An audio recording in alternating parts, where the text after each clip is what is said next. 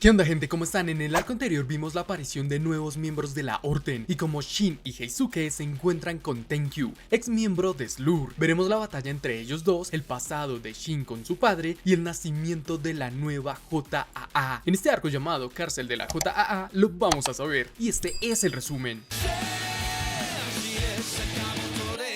Tenkyu no entendía el cambio de actitud tan brusco cuando Shin empezó a hablar de las reglas de la familia. Heisuke le preguntó si hablaba en serio y Shin, sin pensarlo, rompió una tubería cercana y dijo que ese sujeto había cruzado la línea. Tenkyu quedó confundido. En ese instante Shin lo atacó con el tubo roto. Tenkyu pidió una pausa, incluso se disculpó, pero Shin ya estaba listo para matarlo. Justo cuando iba a golpearlo, el tubo se partió en dos. Heisuke le había disparado. Le dijo que no quería apuntarle con el arma, pero que se calmara. Tenkyu aprovechó ese momento para escapar. Shin solo lo observó mientras saltaba lejos, frustrado. Luego agarró a Heisuke exigiéndole por qué lo detuvo. Heisuke contestó que obviamente tenía que hacerlo. Le preguntó si en serio quería matarlo, si pensaba volverse un asesino. Shin dijo que sí, que si eso era necesario para detener a ese sujeto lo haría sin dudar. Sabía que Tenkyu no vacilaría en matar a Oi y a Hana porque había leído sus pensamientos, por eso no pensaba dejarlo ir. Le pidió a Heisuke que no se metiera, pero Heisuke le respondió que desde que conocieron a Taro Sakamoto, ambos habían cambiado. Shin no supo qué decir. Heisuke añadió que ni siquiera habían intentado hablar con Tenkyu, que no podían decidir matarlo así de la nada. Mientras tanto, Tenkyu huía, preguntándose en qué había fallado esta vez. No entendía por qué todos se molestaban con él de repente. Justo cuando creía que estaba a punto de ser amigos, todo se vino abajo. Se detuvo y se preguntó por qué quería tener amigos otra vez. Fue en ese momento que la pared del frente explotó. Atari apareció con sus guardaespaldas. Tenkyu quedó en shock, sin saber qué pasaba. Los tres cayeron al suelo tosiendo por el humo. Hoshi había advertido que había una fuga de gas en ese pasillo,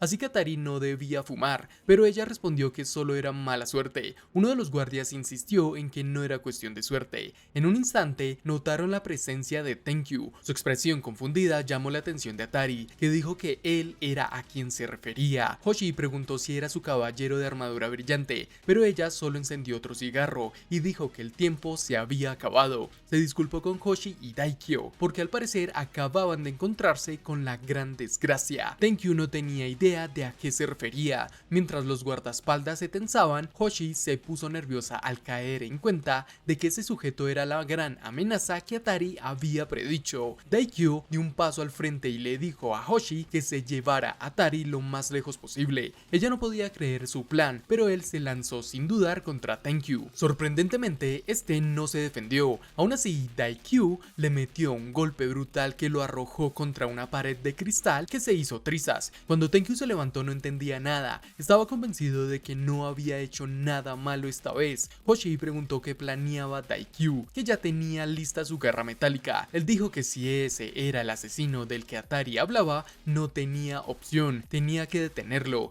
Se lanzó con una cadena de ataques mientras Tenkyu solo retrocedía. Finalmente logró darle y lo empujó hasta romper otra pared de vidrio. Aunque Tenkyu ya estaba sangrando, Daikyo no se detuvo, le propinó una patada brutal, convencido de que el tipo no tenía habilidades para el combate cercano. Esa confianza lo hizo pensar que podía acabar con él de una vez, pero justo cuando se preparaba para el golpe final, alguien lo detuvo. Era Shin, que había llegado al ver la pelea. Heisuke llamó a Tenkyu, sorprendido de verlo ahí tirado en el suelo. Atari, al reconocerlo, se quedó quieta y Shin se acercó preguntando cómo estaba. Tenkyu no esperaba esa preocupación, así que preguntó si Shin ya no estaba molesto. Al notar que Tenkyu no había usado su arco, Shin quiso saber por qué no se defendió. Tenkyu le recordó lo que él mismo había dicho: si no mataba a nadie, su amigo lo perdonaría. Esa confesión sorprendió a Shin. Tenkyu admitió que nunca entendió bien la amistad, pero al ver a Shin y Heisuke juntos, sintió cierta envidia. Para Shin era un tipo demasiado ingenuo. Tal vez Heisuke tenía razón, aún podía cambiar. De pronto, Hoshi apuntó su pistola y preguntó quiénes eran.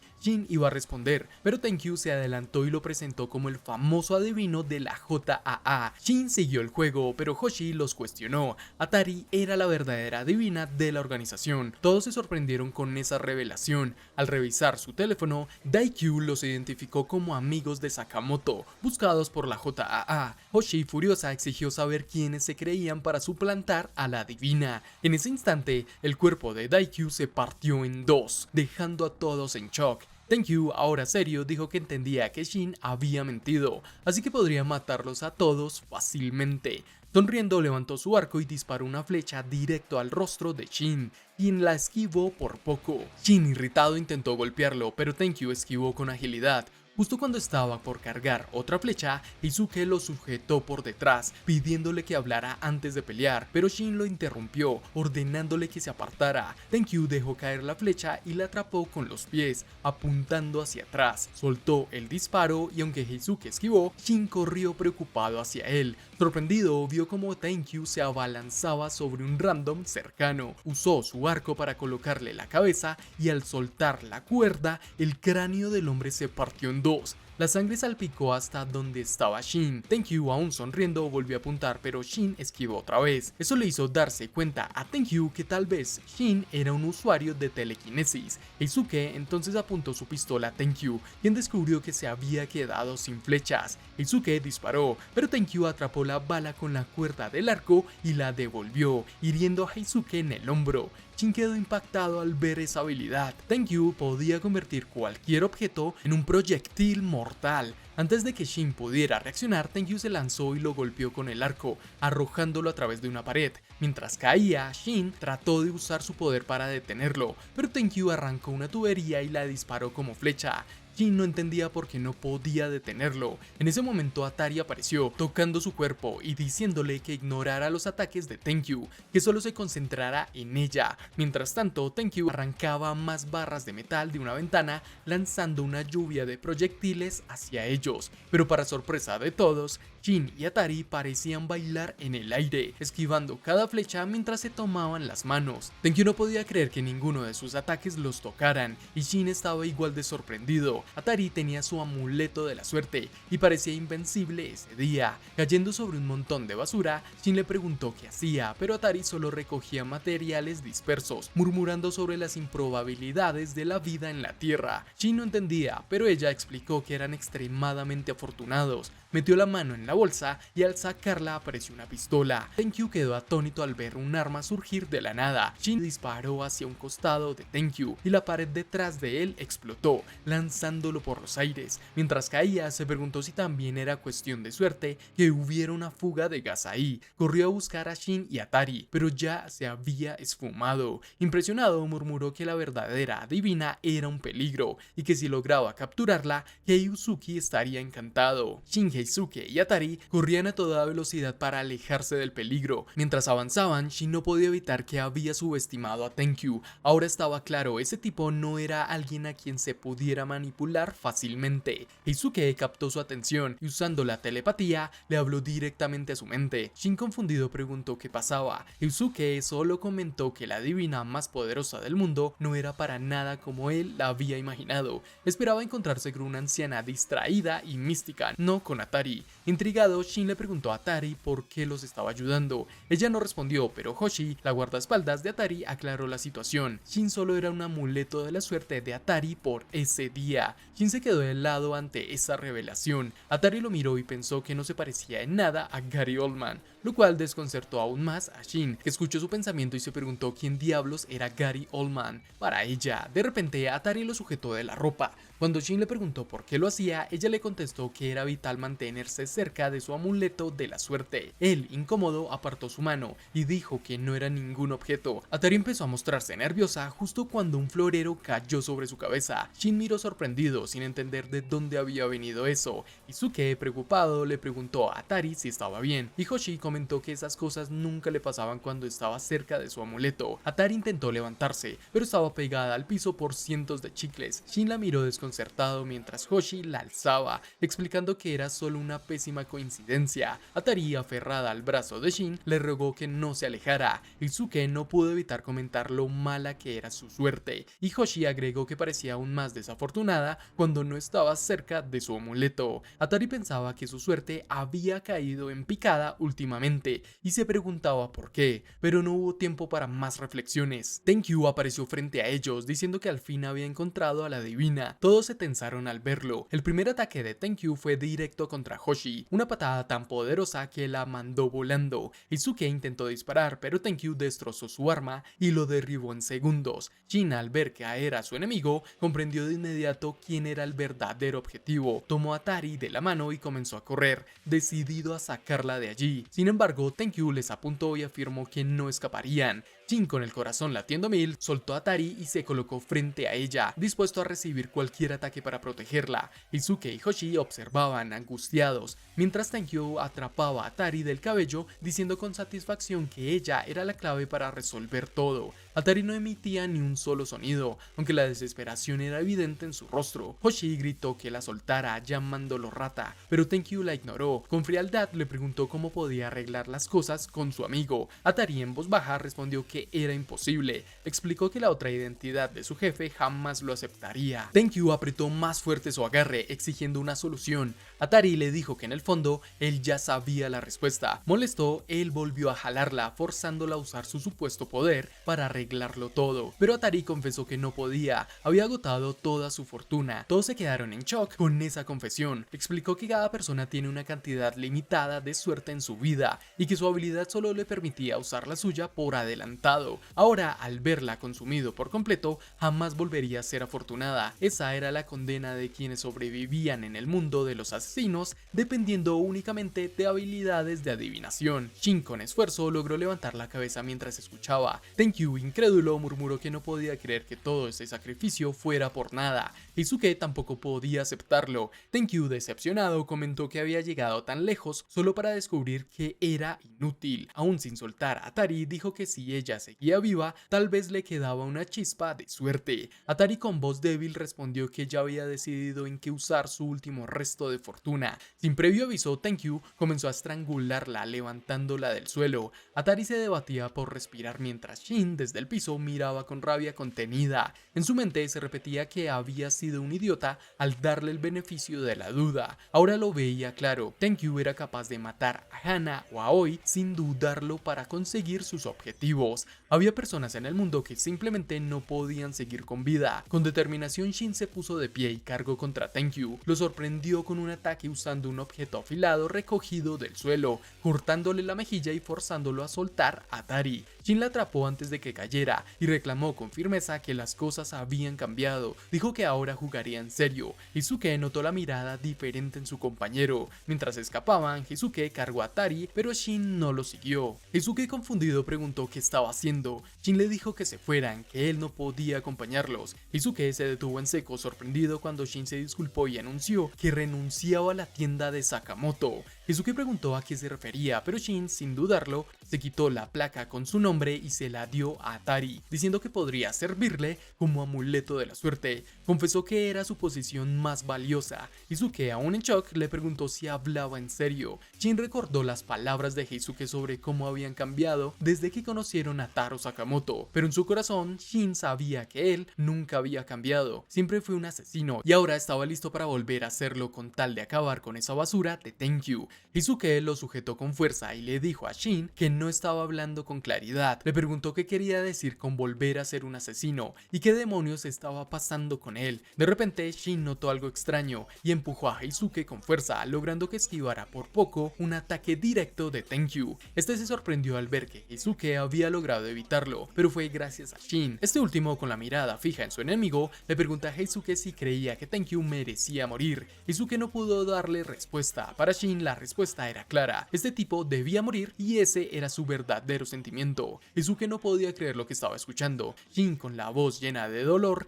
recordó una conversación que había leído en la mente de Sakamoto, donde Aoi le decía que matar estaba mal, que cada persona, sin importar quién fuera, era valiosa para alguien más. Shin confesó que él también quería ser ese tipo de persona, pero reconoció que no podía hacerlo porque no todo el mundo era bueno. Tenkyu aprovechó ese momento de distracción y golpeó el suelo con su arco, causando que se agrietara y formara un enorme agujero. La estructura cedió y ambos comenzaron a caer. Heisuke extendió la mano hacia Shin para salvarlo, pero este no la tomó. Mientras caía, Heisuke gritó desesperado, recordándole que fue él quien lo invitó a unirse a la tienda Sakamoto y que no quería estar allí sin él. Shin seguía cayendo, recordando las palabras de Sakamoto sobre las reglas de la familia. Estaba prohibido matar si quería formar parte de ellos. Esas reglas se convirtieron en su propia guía y lo hicieron feliz. También recordó cuando Sakamoto le confió responsabilidades importantes, cuando le pidió que no lo subestimara, y el momento en el que le dijo que ahora tenía muchas personas a las que proteger. Sakamoto le pidió ayuda para cuidarlos, y Shin había aceptado. Ambos impactaron en el nivel más bajo de la prisión, cayendo en un depósito de agua. Shin luchó por salir a la superficie, jadeando, pero fue sorprendido por un ataque repentino.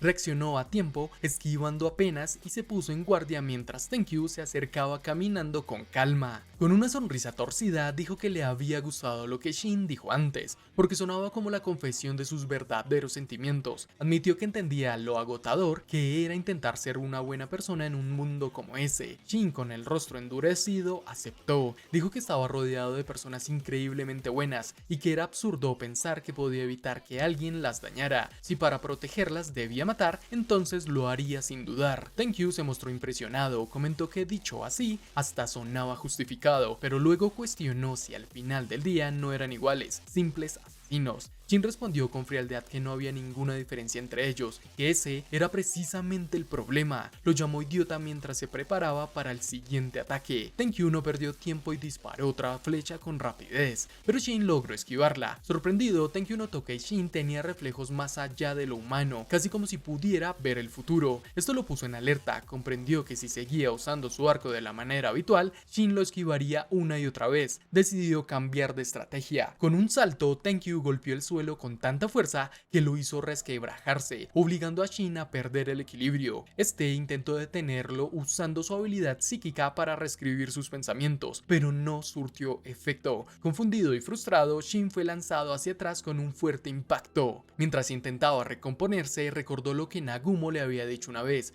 que su habilidad parecía demasiado conveniente y que seguramente tenía un límite. Entonces lo entendió. Nunca había usado su poder más de una vez sobre la misma persona. Eso explicaba por qué ahora no funcionaba con Tenkyu. Este, por su parte, enganchó su arco a un poste en el suelo, tensó la cuerda y de repente se lanzó él mismo como un proyectil. En un instante alcanzó a Shin, lo sujetó por la cara y ambos atravesaron 4 muros consecutivos, destrozándolos a su paso. Con un tono burlón, Tenkyu le dijo que no podía permitirse quedarse paralizado. Afirmó que no era como él, nunca dudaba al matar. Mientras tanto, más abajo, Heisuke escuchaba ruidos de la batalla y se preguntaba preocupado si Shin seguiría con vida. Presionado, pensó en Sakamoto y se preguntó qué haría él en esa situación. Entonces oyó pasos acercándose. Con el arma lista preguntó quién estaba ahí y para su sorpresa era Torres. Este, sin inmutarse, les preguntó si Atari era la famosa adivina de la asociación, diciendo que necesitaban una lectura para sus apuestas en las carreras de caballos. De vuelta a la pelea, Shin huía mientras reflexionaba que su poder solo funcionaba una vez por persona. Ahora era inútil contra Tenkyu. Este, con un movimiento rápido, quitó la cuerda de su arco y la usó para cortar tuberías detrás de Shin. El gas comenzó a escapar, envolviendo el ambiente. Tenkyu apareció detrás de Shin, listo para golpearlo en la cabeza, pero Shin lo percibió a tiempo y le lanzó una patada directa al rostro. Aunque su poder estaba agotado, Shin se apoyó en su instinto y sus otras armas. Cuando Tenkyu intentó acercarse de nuevo, Shin bloqueó su ataque atrapando su codo con la mano izquierda, mientras con la derecha sostenía un objeto afilado, preparado para clavarlo en el ojo de su enemigo. Tenkyu logró esquivar a tiempo, pero Shin no cedió. Sus ataques consecutivos pusieron a Tenkyu en aprietos. Finalmente, Shin lo pateó con una fuerte patada en la nuca, haciendo que cayera de cara al suelo. Tenkyu estaba atrapado en el suelo, pero no se quedó quieto. Rápido agarró un puñado de piedras trituradas y se las lanzó a Shin. Entre los escombros había rocas afiladas que le abrieron varias heridas. Tenkyu se preguntó por qué Shin podía esquivar sus flechas, pero no lograba evitar los pedazos de escombro. Esa duda lo llevó a una conclusión inquietante.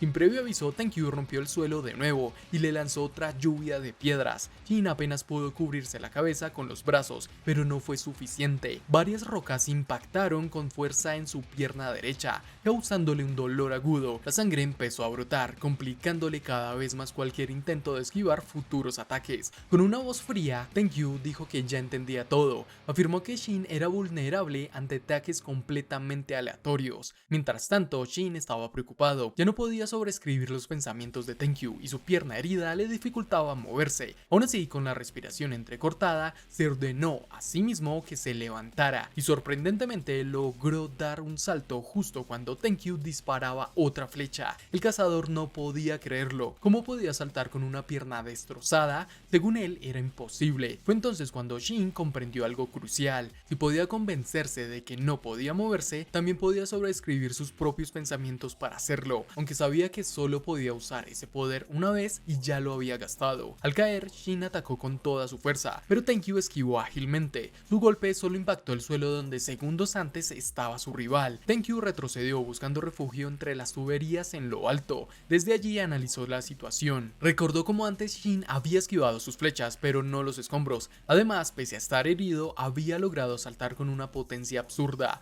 A sus ojos, Shin era un misterio completo. Mientras tanto, Shin intentaba concentrarse. No podía leer los pensamientos de Tenkyu. Calculaba que su enemigo estaba a más de 400 metros. Se sentía confiado porque pensaba que a esa distancia las flechas de Tenkyu no podrían alcanzarlo. Pero Tenkyu solo sonrió y levantó el parche de su ojo izquierdo. Dijo que hacía mucho no lo usaba y que ahora su visión era tan nítida que hasta se sentía mareado. Con calma enroscó la cuerda del arco alrededor de la flecha y se preparó para disparar. Al soltarla, la flecha giró en el aire y atravesó la distancia como un rayo, perforando con precisión el hombro izquierdo de Shin. El dolor lo hizo estremecerse, no podía creer lo que acababa de pasar. Tenkyu había aumentado el alcance y la velocidad del proyectil con esa técnica. Comentó con frialdad que entre las habilidades psíquicas de Shin y sus flechas parecía que su propio rango era superior. Shin desde la distancia trató de leer sus pensamientos, pero no pudo. Tenkyu, sin apartar la mirada, le dijo que no lo mirara así, porque él también quería matarlo y terminar con todo. Disparó otra flecha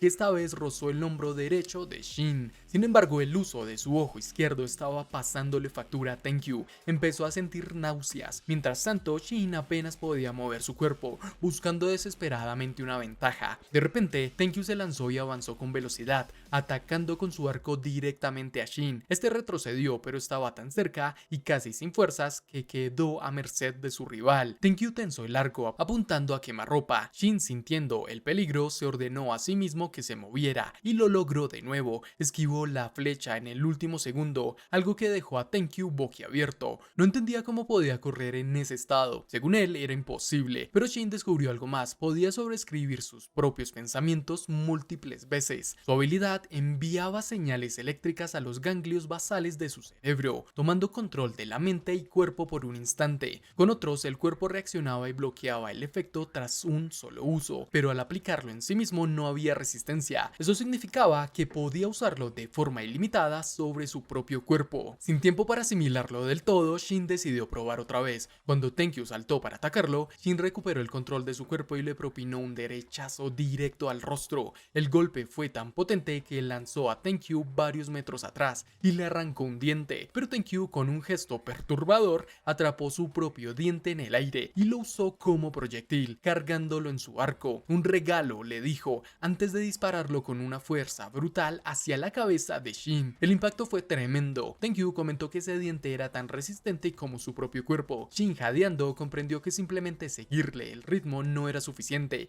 Aunque llevara su cuerpo al límite físico, no podría superar la velocidad de Tenkyu. Entonces tuvo una idea. En lugar de darle órdenes a su cuerpo, y si le ordenaba a su mente operar al máximo de su capacidad, Tenkyu se preparó para un nuevo ataque, preguntando quién de los dos caería primero. Pero Shin ya estaba concentrado en su plan. Sabía que tal vez su cerebro no soportaría tanta presión, pero no tenía otra opción. Llevó su mente al límite, forzándola a procesar a máxima velocidad. La siguiente flecha de Tenkyu estaba a punto de atravesar el ojo izquierdo de Shin, pero en su percepción todo se volvió extremadamente lento. Podía ver el proyectil acercándose en cámara lenta. Con una sonrisa amarga, comprendió que finalmente había ganado. Con un movimiento certero, atrapó la flecha en el aire y la usó como arma, cortando a Tenkyu de lado a lado y arrancándole varios dedos. Shin le apuntó con la flecha mientras algo húmedo caía sobre el rostro de Tenkyu. Este, confundido, le preguntó si estaba llorando. Al principio pensó que Shin estaba triste, pero pronto notó que no era eso, era miedo. Le preguntó si acaso temía matar.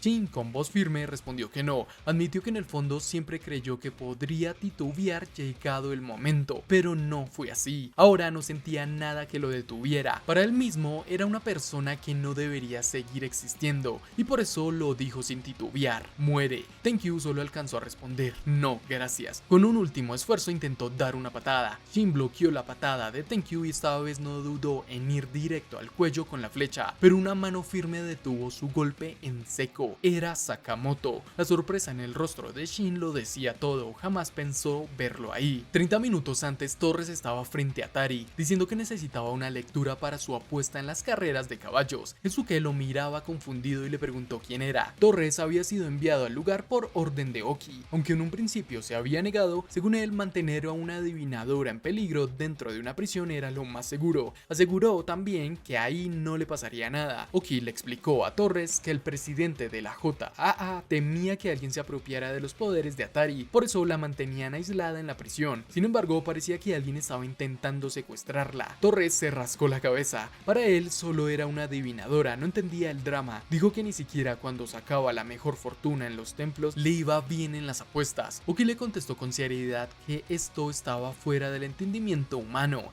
Atari no era una simple adivinadora, la llamó un demonio del Lay Place. Según Oki, bien usada, Atari podría convertirse en un arma tan peligrosa como Takamura. Por eso no podían permitir que otros la controlaran. De vuelta al presente, Torres cargaba a Atari sin ningún esfuerzo. Miraba a todos con desprecio y preguntaba qué les pasaba, por qué se aferraban tanto a esas tontas ideas de la fortuna. Dijo: así nunca ganarán. Ya había derrotado a Heisuke y a la guardia Hoshi. Heisuke desde el suelo intentó detenerlo diciendo que la suerte de Atari se había agotado, así que debía dejarla en paz. Hoshi no podía creer lo que estaba oyendo. Torres se giró y preguntó si de verdad pensaban que todos podían elegir cómo vivir. Según él, tanto Atari como ellos solo estaban jugando con las cartas que les tocó. Si quieres cambiar el destino, tienes que apostar, dijo con frialdad. Atari, llevando el gafete de Shin, estaba cada vez más preocupada. De repente, el techo sobre ellos se agrietó y Sakamoto cayó con fuerza. Aterrizó justo frente a Torres y sin dudar le soltó una patada en la cara que lo mandó volando varios metros. Heisuke, sorprendido, preguntó qué estaba haciendo ahí. Sakamoto explicó que en la tienda habían recibido una señal de emergencia proveniente del GPS del gafete de Shin. Preocupado, siguió la señal hasta llegar allí. Atari, aún con el gafete en las manos, lo llamó un objeto de la suerte, lo cual desconcertó un poco a Sakamoto. Mientras buscaba a Shin, Heisuke se acercó y le dijo que estaba abajo. Le contó que Shin había decidido dejar la tienda y volver a ser un asesino, así que le rogó a Sakamoto que lo trajera de vuelta. Él no respondió, pero Hoshi también intervino, diciendo que si dejaban sola a Atari, su vida estaría en peligro. En ese instante, Torres, con la cara ensangrentada, habló desde el suelo. Le dijo a Sakamoto que no se preocupara y que fuera por su amigo. Prometió perdonarlo por lo que acababa de hacer, pero advirtió que si ese chico de cabello negro y la chica le daban problemas, los mataría sin dudar. Sakamoto se giró hacia Heisuke y le pidió que aguantara el lugar durante 10 minutos. Le entregó su franco y le prometió traer de vuelta a Shin. Heisuke, emocionado, recibió el arma mientras Pisuke también se mostraba impresionada. Atari, al verlos, murmuró que aquel pájaro y ese hombre eran objetos de la suerte el uno para el otro. Podía sentir una poderosa energía de seguridad a su alrededor. Torres le preguntó a Sakamoto si realmente creía que ese chico podía resistir 10 minutos. Eso sí que era una apuesta. Sakamoto, con voz firme, le respondió que no era una apuesta, era algo seguro. Dijo que confiaba en sus amigos. Sin perder más tiempo, bajó a los niveles inferiores para buscar a Shin. Llegó justo a tiempo para ver a Shin sobre Tenkyu, con la flecha lista para atravesarlo. Sin dudarlo, Sakamoto tomó su mano para detenerlo. Shin, al reconocerlo, preguntó sorprendido qué hacía allí. Sakamoto solo le mostró el gafete y le dijo que se iban, que ese no era su lugar. Shin no respondió al instante, pero la sangre en la boca de Tenkyu llamó la atención de Sakamoto. El hombre tosía y tenía dificultad para respirar. Sakamoto revisó rápidamente su herida y notó que un pulmón estaba perforado. Si no hacían algo, no aguantaría mucho más. Le pidió a Shin que le pasara un cinturón de trabajo que estaba colgando en las tuberías cercanas para comprimir la herida, pero Shin, furioso, se negó. Gritó que Tenkyu debía morir.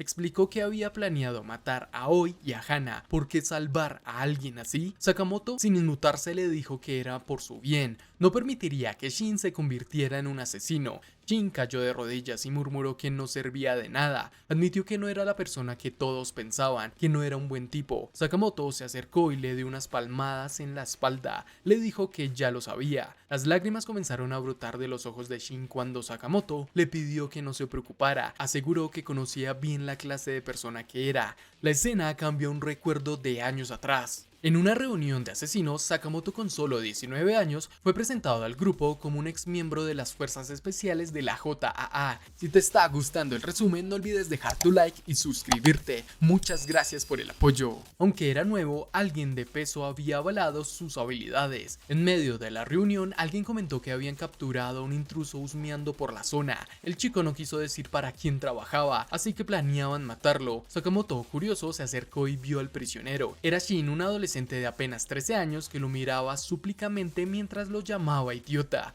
Los hombres le apuntaron con sus armas, intentando forzarlo a hablar. Se burlaron de él llamándolo mocoso llorón. El líder del grupo ordenó que lo mataran de una vez. Sakamoto permaneció en silencio mientras Shin, con la cabeza baja, pensaba que había pasado 4 años desde que escapó del laboratorio, justo cuando había encontrado una pista. No podía aceptar morir allí. Las risas de los asesinos resonaron. Uno de ellos preguntó si tenía miedo a las armas. Shin, con voz firme, solo respondió: como quieras, idiota. En su mente, Shin no dejaba de preguntarse cómo podría escapar de ahí. De repente lanzó una pregunta al aire. Todos los asesinos presentes iban armados. Mientras leía sus pensamientos, fue descubriendo lo que cada uno cargaba encima. Uno llevaba una Glock 17, otro un cuchillo y uno más aseguraba ser un hombre pistola eléctrica. En medio de ese análisis, Shin notó a Sakamoto y se dio cuenta de que no estaba armado en ese momento. Eso le dio una ventaja clara, así que no lo dudó. Se lanzó hacia él y le colocó un cuchillo en la garganta, un arma que acababa de arrebatarle a uno de los asesinos cercanos. Los demás se quedaron viendo, preguntándose qué hacía ese novato.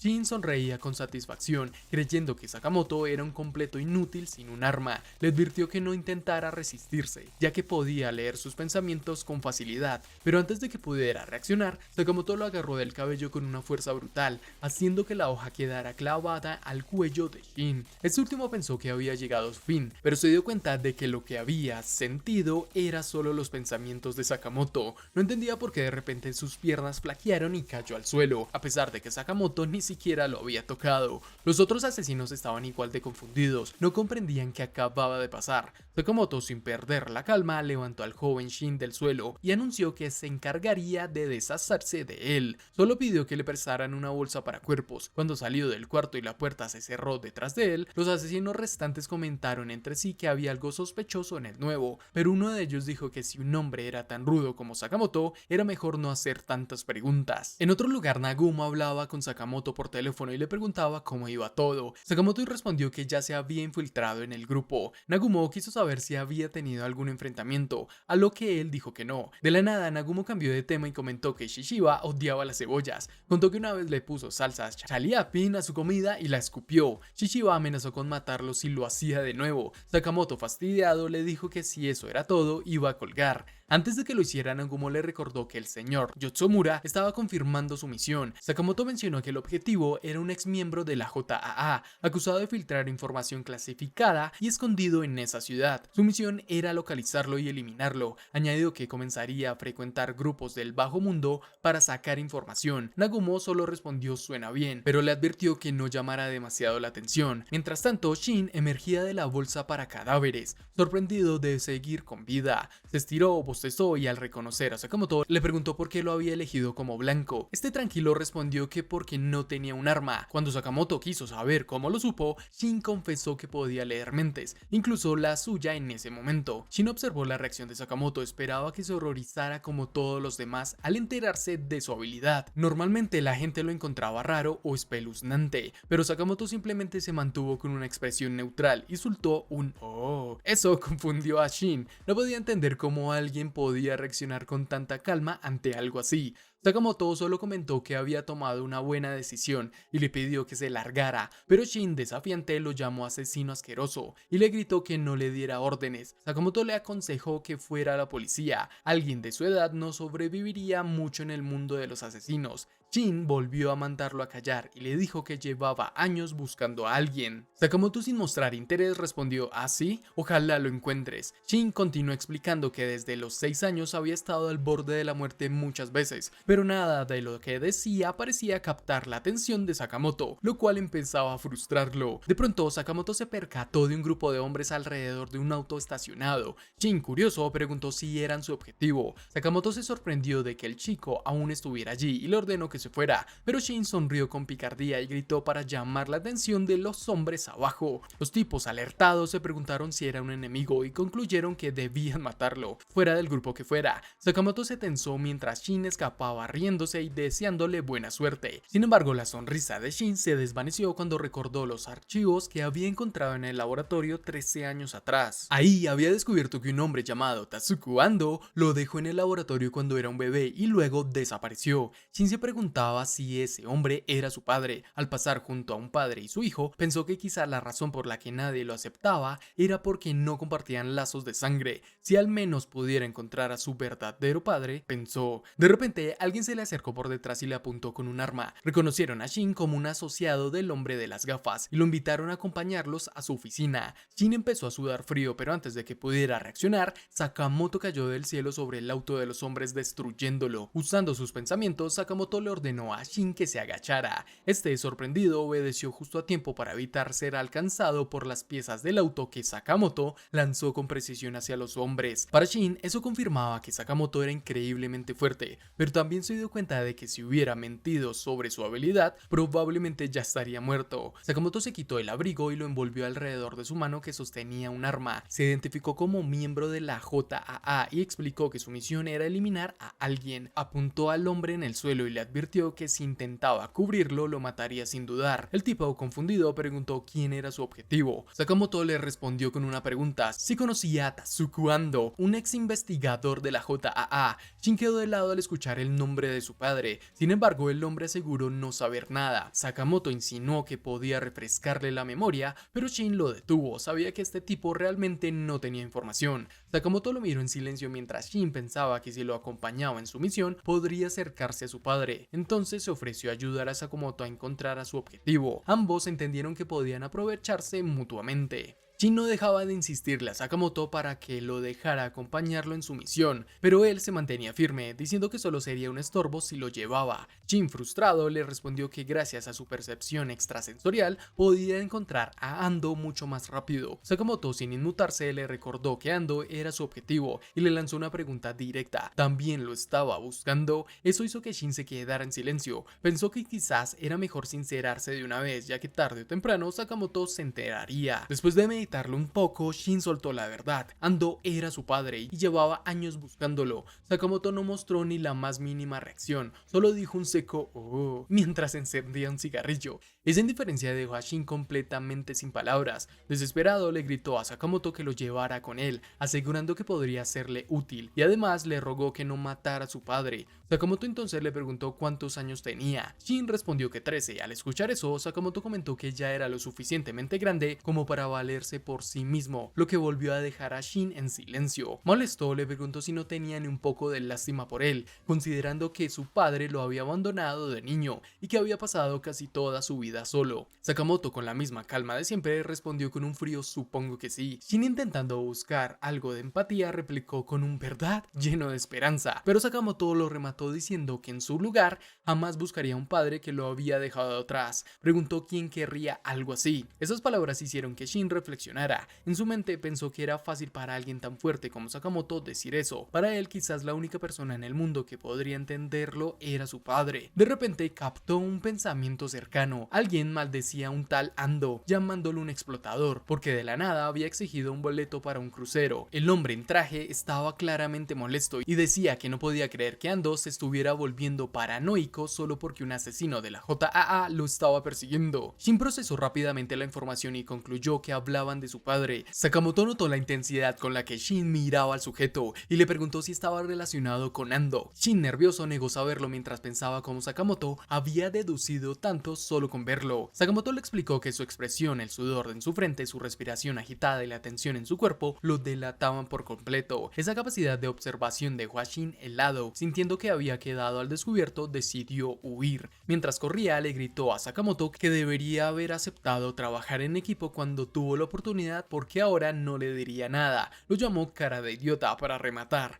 Sakamoto apagó su cigarrillo y con voz tranquila preguntó si realmente creía que podría escapar de él. Acto seguido comenzó a perseguirlo. Mientras corría por las calles, una anciana vendedora los vio y comentó lo lleno de energía que estaban. Shin, aprovechando la situación, le dijo a la mujer que el hombre que lo seguía estaba hambriento. Sakamoto, leyendo la jugada en su mente, reconoció que el chico tenía buenos reflejos para su edad. La anciana, preocupada, intentó detener a Sakamoto ofreciéndole un melón, diciéndole que los niños no debían pasar hambre. Aunque intentó esquivarla, ella fue más rápida y le presionó la fruta en la boca, obligándolo a dar un mordisco. La situación empeoró cuando otras personas en la calle comenzaron a perseguirlo porque Shin les había dicho que Sakamoto necesitaba un masaje urgente. La gente trató de sujetarlo por la ropa, insistiendo en que no fuera tímido y que su negocio estaba lento, así que no lo dejarían escapar. Viéndose acorralado, Sakamoto se quitó el casco y la corbata para moverse con más libertad. Corriendo por las calles, sus ojos captaron un convertible estacionado que le llamó la atención. Mientras tanto, Shin había seguido al hombre del traje hasta un muelle.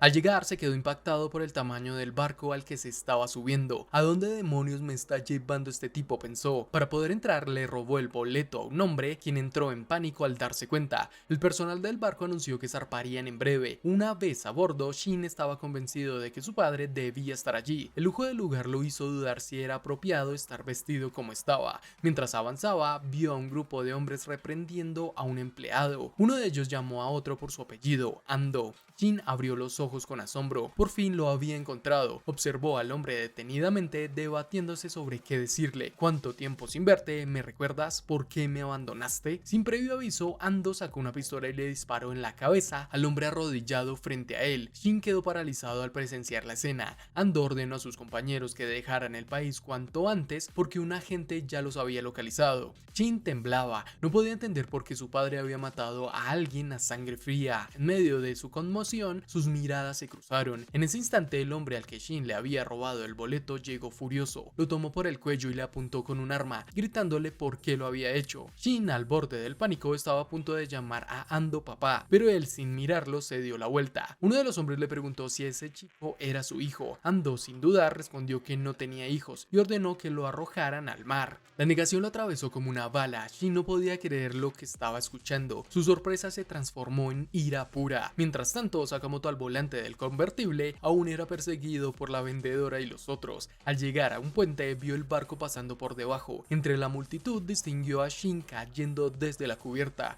Sin pensarlo dos veces, giró el auto bruscamente y lo lanzó del puente en un salto espectacular. Mientras tanto, Shin caía en el vacío, resignado a su destino. En su mente solo quedaba la certeza de que al final estaba completamente solo. Pero de forma inesperada, Sakamoto apareció en el momento exacto y Shin aterrizó directamente en el asiento del copiloto del convertible. Apenas cayó, Sakamoto le ajustó el cinturón de seguridad sin decir una palabra. El coche se estrelló contra un costado del barco, incrustándose en una de las habitaciones interiores. Shin estaba atónito, incapaz de procesar todo lo que acababa de pasar, y lo primero que salió de su boca fue una pregunta casi infantil: si Sakamoto lo había salvado. Sin darle demasiada importancia, pensó para sí que en realidad necesitaba peso en el lado del copiloto porque el salto del coche se había desbalanceado antes. Esa respuesta encendió la ira de Shin, quien le gritó que era un idiota y que no podía creer que casi se había conmovido por algo tan absurdo.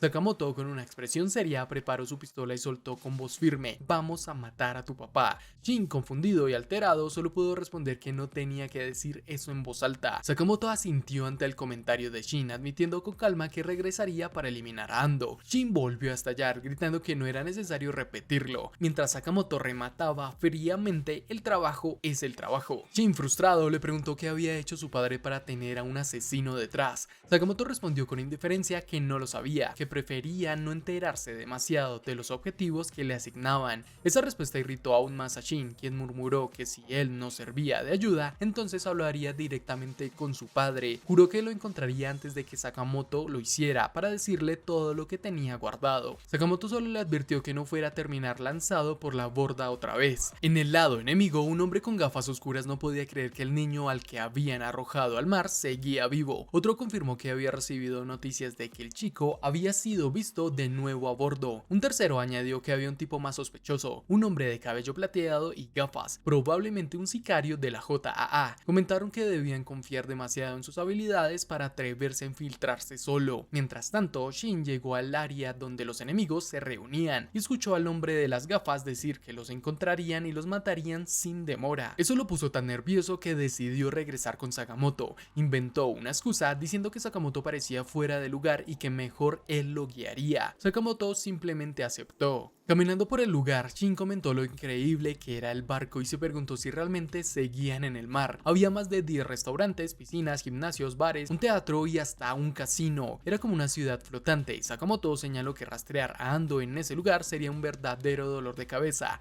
Al notar que Shin comenzaba a marearse, le preguntó si estaba bien. Shin, visiblemente irritado, le pidió que se callara y le explicó que odiaba los lugares llenos de gente. Había demasiadas voces en su cabeza. Los pensamientos ajenos lo abrumaron al punto de provocarle náuseas. Al observar a una familia pasar frente a ellos, Shin pensó que de no ser por su habilidad, ahora estaría viviendo feliz en el laboratorio. Recordó lo que los científicos opinaban de él, que era un fenómeno y les daba miedo porque podía leer sus mentes. Su incomodidad era evidente y Sakamoto volvió a preguntarle si estaba bien. Shin explotó gritándole que se callara y preguntándole si no le daba miedo su poder. Entre lágrimas de frustración confesó que odiaba su telepatía. Sakamoto lo miró sin decir nada. Más tarde llegaron a un restaurante elegante donde un pianista tocaba para entretener a los comensales. Shin quedó fascinado, pero Sakamoto mantenía la mirada fija en el hombre. Observando cómo movía las manos sobre las teclas, dedujo que aquel pianista era un asesino. Eso dejó a Shin en shock. Sakamoto explicó que las pequeñas cicatrices y los callos en sus manos no eran propios de un músico, sino de alguien acostumbrado a las armas. Además, notó que ya estaban rodeados. Shin, nervioso, pensó que Sakamoto debía estar hablando en serio, porque 3 hombres se acercaban lentamente hacia ellos. Sakamoto le ordenó que leyera su mente, lo cual sorprendió a Shin. Mientras tanto, el pianista seguía tocando y un hombre con un cuchillo se acercó sigilosamente por detrás de Shin. Al leer los pensamientos de Sakamoto, Shin vio una escena en la que le cortaba la garganta, lo que lo asustó tanto que perdió el conocimiento y cayó al suelo. Esto hizo que el ataque del enemigo fallara. Sakamoto, con una calma impecable, tomó un mantel y lo arrancó de la mesa sin tirar un solo plato. Lo giró con destreza y lo usó como un látigo para golpear el rostro del agresor. El pianista sonrió, reconociendo a Sakamoto como el sicario. Su nombre era Spill Mantaro, el asesino del piano. Para subir la tensión, Spill pulsó una tecla y las luces del restaurante se apagaron por completo. Los civiles entraron en pánico creyendo que era un apagón, mientras los enemigos se colocaban gafas de visión nocturna y atacaban. Sakamoto, aún sin poder ver, logró esquivar varios ataques guiándose solo por el sonido, pero la música de Spill pronto bloqueó su audición, dejándolo vulnerable. Rodeado y golpeado, Sakamoto se irritó, tomó al inconsciente Shin, lo cargó en la espalda y ató sus manos para que no se cayera. Confiando plenamente en él, le pidió que leyera las mentes de los enemigos y lo guiara. Shin, confundido y apenas despierto, no tuvo más remedio que intentarlo. Gritó desesperado que había un enemigo a la derecha, permitiendo que Sakamoto reaccionara de inmediato y lanzara un puñetazo directo a la mandíbula del atacante. Otro rival se acercó desde las 11 en punto y Shin volvió a avisar. Sakamoto no dudó y golpeó al enemigo en el lateral del rostro, neutralizándolo. De pronto Shin persiguió a alguien más subiendo desde abajo y lo gritó también. Sakamoto respondió con un pisotón certero en la cabeza del hombre, dejándolo fuera de combate. Spill empezó a preocuparse, no podía entender cómo Sakamoto los detectaba a todos. Pensó que si así era, ya no tenía sentido mantener las luces apagadas. Tocó una tecla y de inmediato la luz inundó la sala, cegando momentáneamente a los presentes. Para su sorpresa, Sakamoto ya estaba detrás de él.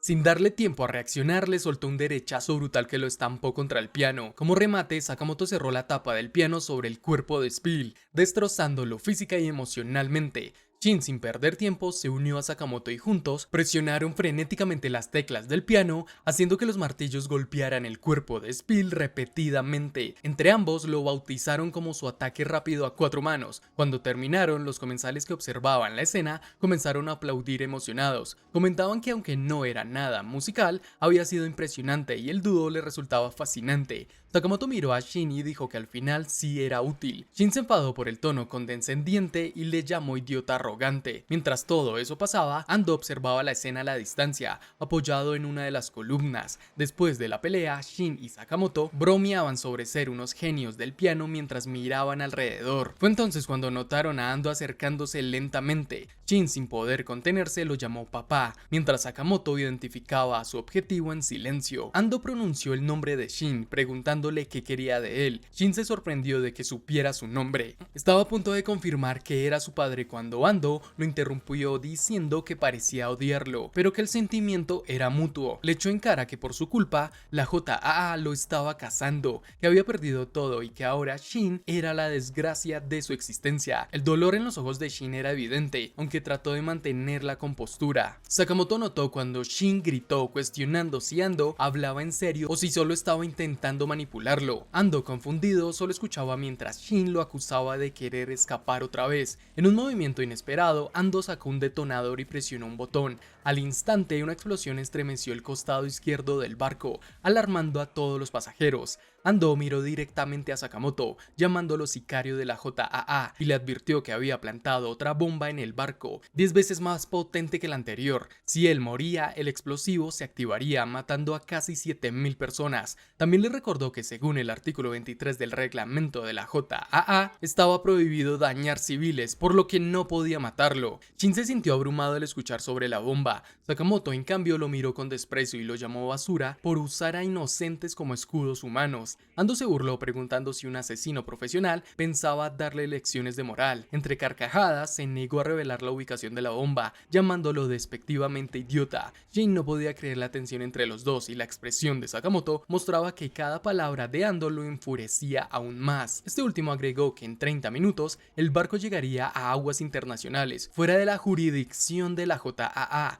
y que en ese momento Sakamoto ya habría perdido. Sin perder un segundo, Sakamoto se lanzó hacia Ando para atraparlo, pero antes de llegar algo salió volando y lo golpeó de lleno, lanzándolo contra la pared. Llegas tarde, Ikari, comentó Ando con calma. Frente a ellos apareció Ikari, el hombre de las gafas oscuras que había estado con Ando todo el tiempo. Sakamoto, adolorido, se preguntaba de dónde había venido ese ataque. Cuando miró con atención, notó que había sido golpeado con un ancla. Ikari recuperó su arma y empezó a girarla como si fuera un juguete mortal, diciendo que no quería interrumpir la reunión familiar y por eso se había contenido hasta ahora. Sakamoto, limpiándose la sangre que le corría por la boca, apenas tuvo tiempo de esquivar el siguiente ataque. Disparó a la cadena del ancla desviando su trayectoria y haciendo que se incrustara en la pared. Ikari, sin inmutarse, juró que no los dejaría escapar. Sakamoto y Shin huyeron por un pasillo. Shin, con el corazón a mil, preguntó cuál era el plan. Sakamoto respondió que no podía matar a Ando mientras la bomba siguiera activa. Primero debía localizarla y desactivarla. Luego le preguntó a Shin por qué no había leído la mente de Ando. Shin intentó mentir diciendo que se le había olvidado, pero Sakamoto lo pilló de inmediato. Shin entonces lo confrontó, preguntando si era verdad que una vez encontrada la bomba, mataría a su padre. Sakamoto asintió sin dudarlo. Esa respuesta hizo que Shin explotara, gritándole que se fuera al infierno y cuestionando por qué seguía ayudándolo. A pesar de todo, dijo que Ando seguía siendo su padre y no entendía cómo Sakamoto podía ser tan frío. La discusión se interrumpió cuando Sakamoto, con sus buenos reflejos, empujó a Shin a un lado al ver algo venir. Fue demasiado tarde para él, el ancla de Ikari lo impactó y lo lanzó violentamente a través de la pared. Shin, horrorizado, apenas pudo reaccionar cuando Ikari lo sujetó con fuerza y comenzó a olfatearlo de forma inquietante. Ikari murmuró que Shin tenía un leve aroma a Ando, lo que encendió su furia. Lo llamó gusano y le preguntó con sarcasmo si se sentía especial por estar más cerca de Ando que él. Shin, asqueado, se preguntaba qué demonios le pasaba a ese tipo. Ikari, completamente fuera de sí, gritó que Shin había arruinado su crucero especial con Ando y que pensaba matarlo ahí mismo. Su mano apretaba cada vez más el cuello de Shin, decidido a matarlo sin dudarlo. Por suerte, Sakamoto reaccionó rápido y usando los salvavidas decorativos colgados alrededor,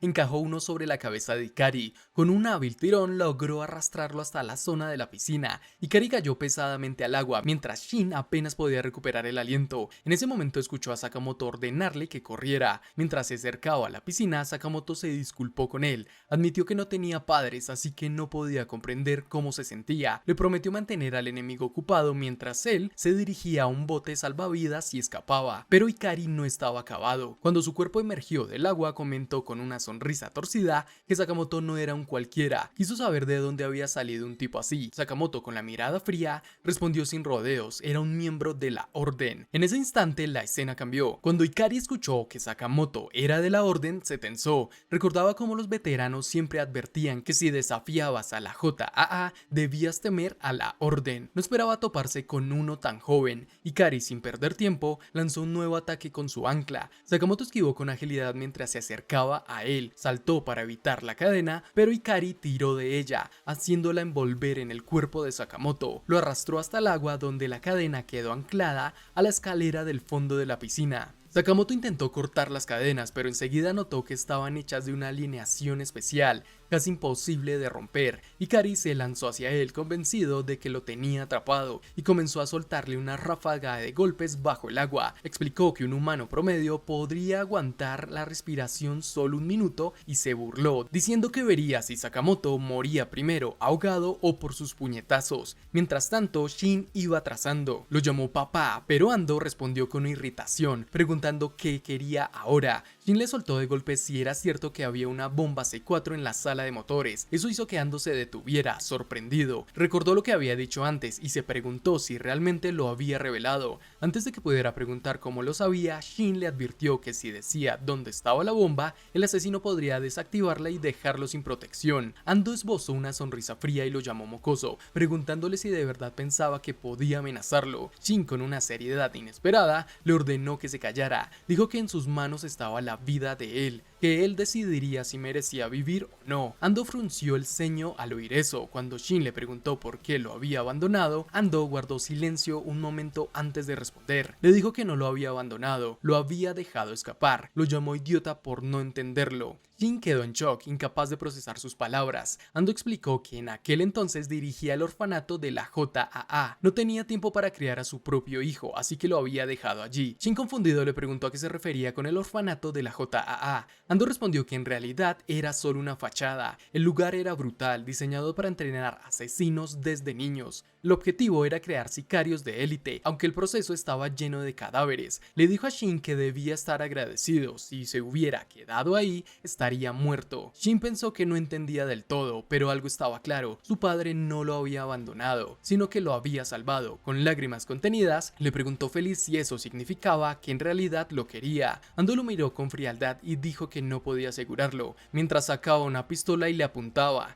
Reveló que la JAA lo perseguía porque ayudó a Shin a escapar. Su vida se había convertido en un desastre y se arrepentía de todo. Ahora, por fin, podría deshacerse de ese arrepentimiento. La escena volvió a Sakamoto, que seguía bajo el agua. Ikari estaba molesto porque a pesar de 3 minutos de golpes, Sakamoto no perdía el conocimiento. Pensó que los rumores sobre la Orden eran ciertos. De pronto vio que Sakamoto sacaba una pistola y la apuntaba hacia él. Ikari se rió, diciendo que la resistencia del agua era demasiado alta para un disparo efectivo. Sakamoto, imperturbable, cerró los ojos y comenzó a soltar burbujas de aire en una rápida sucesión. Ikari se alarmó cuando se dio cuenta de que las balas podrían viajar sin resistencia dentro de las burbujas. Antes de que pudiera reaccionar, Sakamoto disparó. La bala, sin perder fuerza, impactó de lleno en el hombro izquierdo de Ikari. El dolor lo hizo soltar el ancla y subir a la superficie, jadeando y tosiendo junto a la piscina. Ikari, herido y furioso, pensó que había subestimado a Sakamoto, pero antes de que pudiera recuperar el aliento, Sakamoto emergió también. En un instante apareció detrás de él y le propinó un derechazo brutal que lo lanzó directo al tobogán de agua. Ikari se deslizó hasta la cima del tobogán, tosiendo y tratando de ponerse en pie, pero Sakamoto ya estaba ahí y le dio una patada en el rostro. Siguió con una ráfaga de golpes, terminando con un derechazo tan potente que la sección del tobogán se rompió. Mientras caían, Sakamoto giró en el aire, cargó fuerza y soltó una patada giratoria que estampó a Ikari contra el suelo con una fuerza que sacudió todo el lugar. El impacto fue tan violento que Ikari atravesó el piso y cayó justo encima de Ando. Atónito, se disculpó y le preguntó si estaba muy pesado. Ando, furioso, le gritó que se quitara de encima. Ikari, con el orgullo herido, juró venganza contra Sakamoto. Dijo que lo haría pagar por todo lo que acababa de hacer.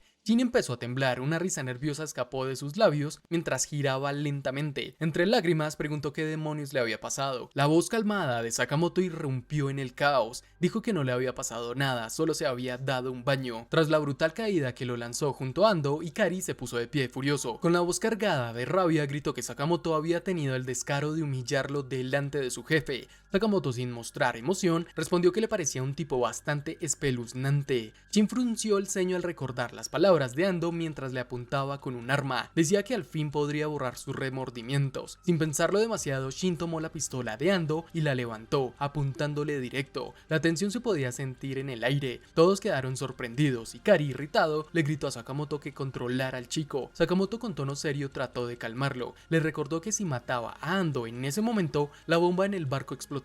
Pero Shin, con la mirada llena de rabia, replicó que ese bastardo había intentado matarlo antes y que era un idiota por esperar amor de alguien tan despreciable. Ando lo miró fijamente y preguntó si de verdad creía que podía apretar el gatillo. Le dijo que pensaba que estaba ahí para buscar a su padre, no para matarlo. Eso hizo que Shin gritara aún más furioso, acusándolo de haber intentado matar a su propio hijo y deseándole la muerte. Ando, con voz fría, le lanzó una pregunta que lo desarmó. Si matarlo también incluía sacrificar a todos los pasajeros inocentes, ¿qué pensaría Sakura de él si hiciera eso? Shin, con los puños apretados, respondió que Ando era basura y que no trajera a ese viejo a la conversación, pero no pudo contener más su enojo. Apretó el gatillo. Un disparo resonó en el aire. Ikari gritó desesperado que se detuviera, pero ya era tarde. La bala impactó en el hombro izquierdo de Ando, quien cayó al suelo con un quejido. El silencio que siguió fue abrumador. Los ojos de Shin y Sakamoto reflejaban un shock absoluto. Shin tartamudeó diciendo que no era lo que quería hacer,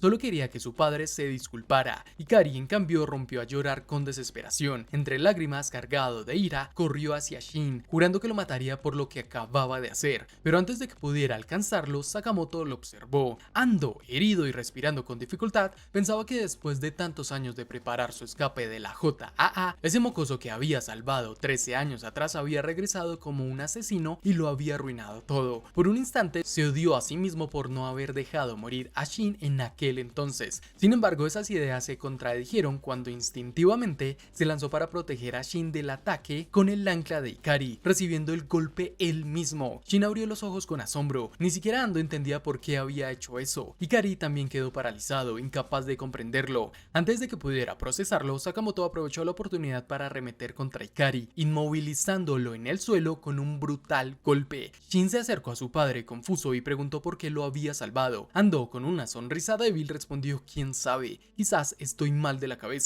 Shin, sorprendido, no supo cómo reaccionar. La confusión seguía pintada en su rostro. Ando, con la respiración entrecortada, soltó una risa ahogada y mientras se arrodillaba le dijo que tal vez fue bueno dejarlo escapar porque ni siquiera sabía disparar bien y jamás serviría como asesino. Después colocó una mano temblorosa en el hombro de Shin y lo miró fijamente. En su mente admitió que se alegraba de ver a su hijo como había crecido tanto. Shin leyó ese pensamiento y sus ojos se llenaron de lágrimas. Un segundo después, Ando perdió por completo la fuerza y se desplomó en el suelo. Shin, con el rostro lleno de rabia y tristeza, se arrodilló a su lado. Gritó porque no podía decir en voz alta lo que él había escuchado en su mente. Bajó la cabeza, temblando, y rompió a llorar mientras susurraba que ya era demasiado tarde, llamándolo estúpido viejo. Sakamoto lo observaba en silencio, atento. De pronto interrumpió el momento, diciéndole que Ando seguía vivo y que debía presionar la herida para mantenerlo consciente. Shin levantó la cabeza con esperanza y preguntó a dónde iba. Sakamoto respondió que debía desactivar la bomba antes de que el barco se hundiera con todos los pasajeros.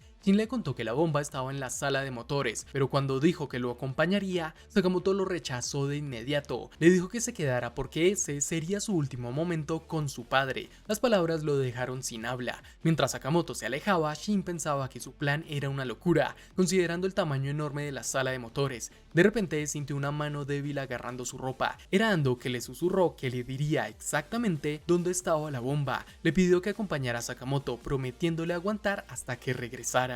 Con lágrimas en los ojos, Shin asintió y se puso de pie, listo para seguir a Sakamoto. Corriendo por los pasillos, Shin llamó a Sakamoto, quien se giró y le preguntó si lo acompañaba. Shin explicó que su padre le había revelado que no había solo una bomba, sino varias, en la sala de motores, en la zona de carga, en las habitaciones de huéspedes, en el gran salón y esparcidas por otras áreas del barco. Sakamoto recordó lo que Ando había dicho sobre que todo explotaría si moría. Pensó que sus vidas pendían de un hilo. Ya no había tiempo para buscar todas las bombas, así que tomó una decisión, pero antes de actuar, el barco tembló violentamente. Shin, alarmado, preguntó qué pasaba. Los pasajeros comenzaron a entrar en pánico. Mientras tanto, Ikari, herido y jadeando, se decía a sí mismo que ese era el peor día de su vida, pero se negó a dejar morir a Ando. Resultó que Ikari había llegado hasta la sala de control del barco, noqueó al capitán y tomó el mando él mismo. Un miembro de la tripulación intentó detenerlo, diciendo que si alguien estaba herido podía llevarlo a la enfermería, pero Ikari lo ignoró. Respondió con frialdad que lo que Ando necesitaba no era una simple sala médica, sino una UCI, y que por eso regresarían a tierra a toda velocidad. Shin, viendo desde el puente de mando, gritó que Ikari se había vuelto completamente loco, mientras Sakamoto, con la mirada fija, murmuró que era tan terco como idiota. De pronto, uno de los tripulantes dio la alarma. La situación era crítica, estaba a punto de estrellarse contra el puerto. Esto captó de inmediato la atención de Sakamoto. Sin perder tiempo, se dirigió hacia el desquiciado Ikari y lo dejó inconsciente con un golpe certero en el cuello. La tripulación suspiró de alivio y le agradeció, pero Sakamoto no se detuvo. Ordenó que retomaran el control del barco solo para darse cuenta de que el sistema de dirección estaba destrozado. Ya no podían ni cambiar el rumbo ni detener los motores. Por primera vez en mucho tiempo, Sakamoto se preguntó qué demonios podían hacer ahora. En la costa, dos pescadores miraban boquiabiertos. No podían creer lo que veían: un enorme barco avanzando a toda velocidad directo hacia el puerto. En el muelle, un hombre distraído recogía las heces de su perro, sin percatarse de que la gigantesca nave pasaba a escasos metros de él, arrasando con el camino a su paso. En un edificio cercano, un hombre recién despertado salió al balcón y, al ver el barco acercándose como una bala, se preguntó si aún estaba soñando. Mientras tanto, Ando, ensangrentado, se apoyaba débilmente contra una pared. Con la vista nublada, murmuró con frustración, preguntándose qué estaba haciendo Sakamoto ahí. Sabía que no podía resistir mucho más. En el puente, Sakamoto y Shin vieron con horror cómo se acercaban peligrosamente a un puente lleno de gente. Los civiles sobre el puente se giraron, congelados de miedo al ver el gigantesco barco directo hacia ellos. Entre gritos de pánico de la tripulación, Sakamoto alzó la vista y vio un helicóptero de la policía acercándose. Los oficiales exigían por el altavoz que detuvieran la nave de inmediato. Una idea loca cruzó por la mente de Sakamoto, y Shin, al leer sus pensamientos, retrocedió aterrado, diciendo que no podía estar hablando en serio. Sin perder el ritmo, Sakamoto tomó el ancla de Ikari y la hizo girar con fuerza. Cuando acumuló suficiente impulso, la lanzó contra el helicóptero, golpeando su lateral. Acto seguido, tiró la cadena con toda su fuerza hasta traerlo hacia el barco, posicionándolo delante de la proa en movimiento. El piloto, en shock, apenas tuvo tiempo de reaccionar cuando Sakamoto irrumpió en la cabina. Con rapidez activó un interruptor que aumentó la velocidad de los motores. El resultado fue inmediato: la nave comenzó a desacelerar. Los pasajeros en el barco y los civiles en el puente contenían la respiración mientras la enorme estructura de acero se aproximaba cada vez más. Finalmente, el barco logró detenerse, rozando apenas la barandilla del puente. Los gritos del pánico se transformaron en suspiros de alivio dentro de la nave, pero Ando, con la respiración cada vez más débil, sentía que su visión se apagaba. Shin, tomando el micrófono de la sala de control, anunció que había bombas a bordo y que todos debían evacuar de inmediato. Los pasajeros comenzaron a correr, algunos saltando por la borda al río en su desesperación. Shin supo que si el barco estaba bien, su padre también, así que tendría la última oportunidad de hablar con él. Mientras ayudaba en la evacuación, Shin escuchó a un niño llorar. No podía moverse porque tenía una pierna herida. En ese instante, Shin tuvo que decidir: correr hacia su padre o salvar al pequeño. Sin dudarlo, corrió disculpándose. Ando, sintiendo que la vida se le escapaba, pensó que su existencia había sido un desastre, pero se negó a morir sin ver a su hijo una vez más. Apenas unos minutos después lo vio aparecer entre la multitud, llevando al niño en brazos. Shin se detuvo y, al girarse, sus ojos se encontraron con los de su padre. Las lágrimas comenzaron a brotar mientras Ando, con una sonrisa débil, susurraba: "Vive, hijo, vive". Shin escuchó esas palabras gracias a su poder clarividente. Sus ojos se abrieron de par en par. Mientras tanto, Sakamoto observaba en silencio cómo la escena se desarrollaba. Ando, satisfecho tras ver a su hijo, finalmente soltó su último aliento. En ese mismo momento, las bombas dentro del barco explotaron en cadena, sacudiendo el río y llenando el cielo de fuego y humo. Los sobrevivientes se encontraron varados en el muelle. Sakamoto llamó a Nagumo para confirmar que el objetivo estaba muerto y que la misión había concluido. Nagumo, con su tono habitual lo felicitó por la rapidez y dijo que borrarían todo rastro de su trabajo, pero antes de colgar, Sakamoto sorprendió a Nagumo diciendo que se tomaría un año de descanso en ese lugar porque tenía asuntos pendientes. Nagumo, desconcertado, preguntó qué demonios significaba eso. Sakamoto se acercó a Shin, quien seguía en pie mirando fijamente el río donde había explotado el barco. Le dijo que gracias a su guía ningún pasajero murió y le agradeció por eso. Shin, con la voz temblorosa, respondió que sabía que lo que Ando dijo sobre esperar su regreso era mentira. Confesó que tuvo la oportunidad de volver y hablar con él, pero no lo hizo. Las lágrimas le ganaron y con la voz rota dijo que había tantas cosas que quería decirle y ahora era demasiado tarde. Sakamoto apoyó su mano en el hombro de Shin. En el presente le afirmó que era una persona de buen corazón, que siempre antepone las necesidades de los demás a las de él. Shin seguía llorando, diciendo que intentó matar a Tenkyu y no podía considerarse una buena persona. Sakamoto le respondió que no era el único, incluso él tenía sentimientos oscuros. Le explicó que todos los humanos albergan maldad en su interior y por eso existen asesinos como ellos. Pero Shin era distinto. Él era alguien que a pesar de todo intentaba ser una buena persona y que eso era precisamente lo que todos admiraban de él, incluido él mismo. Shin, al escuchar esas palabras, se quedó pensativo. Recordó cómo desde que conoció a Sakamoto sus acciones siempre habían ido de la mano con lo que sentía en el corazón. Incluso en los días en que no confiaba en nadie, Sakamoto había sido directo, auténtico, y eso seguía inspirándolo. Con una leve sonrisa, Shin se disculpó con él, diciendo que ya había recuperado la calma, pero cuando levantó la mirada vio algo que lo dejó helado. Sakamoto estaba imaginando romperle el cuello. Sobresaltado, Shin le gritó, preguntándole por qué pensaba en algo así. Sakamoto, sin inmutarse, respondió que lo estaba molestando con tanta tristeza y melancolía. Shin, sorprendido, reconoció con una risa nerviosa que tal vez sí tenía pensamientos oscuros en su interior. Ambos sonrieron con complicidad y Sakamoto lo invitó a seguir adelante, avisando que lo esperaban en el piso superior. La escena cambió de golpe. Hisuke estaba completamente exhausto, pero seguía de pie frente a Tari, protegiéndola de Torres. Este, viéndolo tan decidido, comentó que era impresionante que aún pudiera mantenerse firme. Atari en silencio pensaba que Hisuke la estaba defendiendo a pesar de que su cuerpo ya estaba al límite, mientras Hoshi sentía que al menos debía salvarla a ella. Torres habló entonces explicando que Sakamoto había perdido la apuesta. Les dijo que si le entregaban a la divina, los dejaría escapar, pero Hisuke se negó rotundamente. Torres insistió en que no le haría daño a Tari, que no había razón para seguir luchando así. Hisuke respondió que eso no importaba. Mientras recargaba su rifle, dijo que sus amigos le habían confiado esa misión,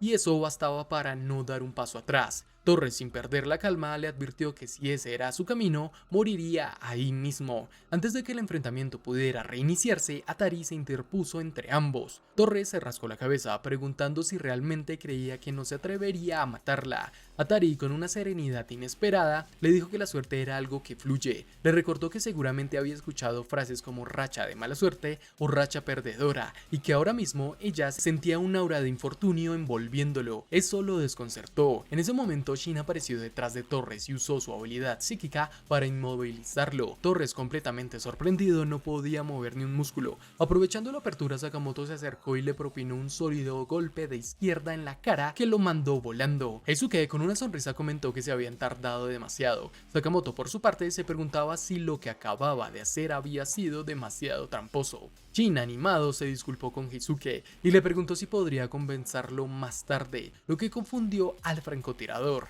Sakamoto sugirió que lo mejor era salir de esa prisión cuanto antes. Hisuke soltó una carcajada y Shin, curioso, le preguntó qué le parecía tan gracioso, pero la calma se rompió cuando Torres, furioso, atravesó la pared detrás de Sakamoto y fue directo a por Hoshi. Atari, alarmada, gritó su nombre mientras Hoshi intentaba apuntarle con un arma, pero Torres fue más rápido, le arrebató el arma y le apuntó a ella, preguntándole si de verdad pensaba que podía enfrentarlo. Hisuke, manteniendo la calma, dijo que cuando estaba con Shin y Sakamoto sentía que nunca fallaría un disparo. Apuntó con su rifle, disparó y la bala rebotó con una precisión brutal hasta golpear el seguro de la pistola de Torres, impidiéndole disparar. Shin y Sakamoto quedaron impactados por su destreza. Torres se protegió protegió rápidamente con un chaleco antibalas y se cubrió el rostro. Aprovechando la confusión, el grupo comenzó a correr, mientras Torres, molesto, se decía a sí mismo que no podrían llegar muy lejos. En la siguiente escena, dentro de la prisión de la JAA, un recluso trataba de detener a Boylet. Este último estaba irritado porque Sakamoto lo había dejado atrás sin esfuerzo al bajar. El recluso que lo contenía se quejaba de que todos hacían lo que querían en la prisión. De repente, el ascensor frente a ellos se abrió de golpe y tanto Shin como Sakamoto irrumpieron, derribando la puerta. Boylet quedó atrapado en el impacto cuando la patada de Shin le dio de lleno en la cara. Shin, exhalando con fuerza, gritó que la libertad olía increíble, a lo que uno de sus compañeros le recordó que seguían dentro de la prisión. Izuki preguntó qué había pasado con Boylet, mientras Atari, usando su percepción, comentó que sentía un aura de hemorroides en él, dejando a todos desconcertados. Por un momento la historia se trasladó al castillo Kutabi, situado justo encima de la prisión de la JAA. Allí una figura desconocida caminaba hacia el edificio. Sakamoto y su equipo seguían su escape, derribando a cada guardia que se cruzaba en su camino. Un guardia herido informó a sus compañeros sobre la fuga en la entrada sur de servicios del nivel B1, diciendo que no podían detenerlos. Mientras Sakamoto dejaba inconsciente a otro guardia, comentó que había más seguridad que al entrar, pero que eso no importaba. La prioridad era llegar a la sala principal. A girar en el pasillo se toparon con el legendario Vector Man, quien con un tono tan arrogante les dijo que habían tomado un mal camino, pero antes de que pudiera hacer algo, Boylet apareció de la nada y le dio un potente puñetazo en el estómago, dejándolo fuera del combate. Boylet con una sonrisa anunció que quería unirse a su fuga, y Shin y Heisuke lo recibieron encantados. Hoshi, molesta, los llamó idiotas porque seguían rompiendo puertas aunque ya tenían una tarjeta de acceso. Shin le preguntó si estaba segura y si acaso seguían siendo una guardia. Hoshi respondió que ya era tarde para eso y que había empezado a dudar sobre el trato de la JAA hacia Tari. Ahora solo quería protegerla. Shin le preguntó por qué habían venido y Hoshi explicó que solo querían consejos sobre poderes psíquicos de Atari. En medio de la conversación escucharon a alguien llorar. Shin miró atrás y vio a Atari sollozando. Confundido, preguntó por qué lloraba. Hoshi les gritó que no bajaban el ritmo al correr, pero Atari con lágrimas en los ojos le respondió que no lloraba por eso, estaba llorando porque por fin, después de tanto, podía salir de ese lugar. Admitió que lo deseaba con todas sus fuerzas. Confesó que cuando se quedó sin suerte en el segundo sótano, pensó que todo estaba acabado. Tenía miedo de la desgracia que podía esperarla, pero entonces apreció Shin, su objeto de la suerte. Ese momento la llenó de felicidad inmensa. Sus compañeros sonrieron al escucharla. Izuki, curioso, preguntó qué pasaría ahora y si Atari mantendría a Shin a su lado como talismán. Ella, calmada, explicó que los objetos de la suerte cambian cada día, lo que dejó a Shin boquiabierto. Boylet, con una sonrisa burlona, le pasó un brazo por los hombros y dijo qué mala suerte. Shin se limitó a apartarlo con una mueca, diciéndole que no lo tocara. Sakamoto les advirtió que estaban cerca de la salida. Cuando derribaron la puerta, se toparon con un escenario inesperado, un espacio que parecía sacado del Japón feudal. Shin, confundido, preguntó dónde estaban. Sakamoto le aclaró que estaban dentro del castillo Okutabi, justo debajo de ese edificio. Mientras observaban a su alrededor, se preguntaban por qué la seguridad parecía tan relajada. De repente, Atari sintió algo extraño. En un abrir y cerrar de ojos,